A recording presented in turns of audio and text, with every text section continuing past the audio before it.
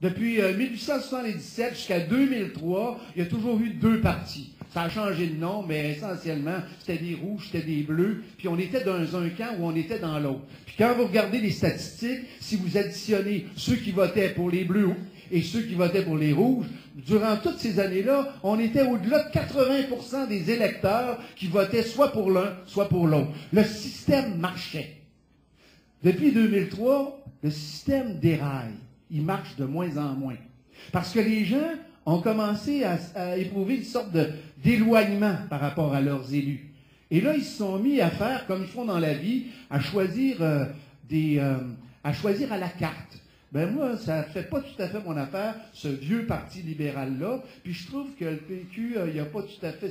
Puis là, tout d'un coup, je m'en vais vers un autre parti, un peu plus à gauche, ou un peu plus au centre, ou un peu plus vert. Et là, les gens se sont mis à choisir des partis politiques dans lesquels ils se sentaient plus à l'aise, avec lesquels ils étaient plus conformes.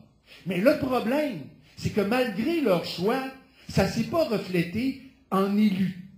Ça ne s'est pas reflété, moi je suis vert, je suis un environnementaliste, c'est ça ma préoccupation, mais il n'y a personne à Québec qui représente mes opinions, mon parti. Il y a une disproportion majeure entre les choix des citoyens puis leur représentation politique. Et pour prouver ça, c'est depuis 1994, de 1994 à 2008, 4 élections, on a vu le taux de participation passer de 81% à 57%. Forcément.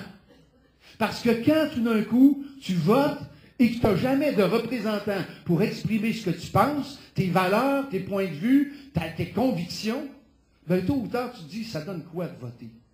Imaginez juste ici, par exemple, les gens qui depuis 30 ans votent pour d'autres partis que le Parti québécois.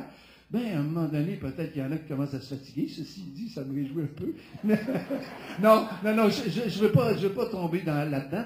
Mais pensez aux gens qui, à l'inverse, votent depuis toujours et vivent dans certains comtés de l'ouest de l'île. Eux non plus ne se sentent pas représentés. Donc, il est clair qu'on a un problème de représentation.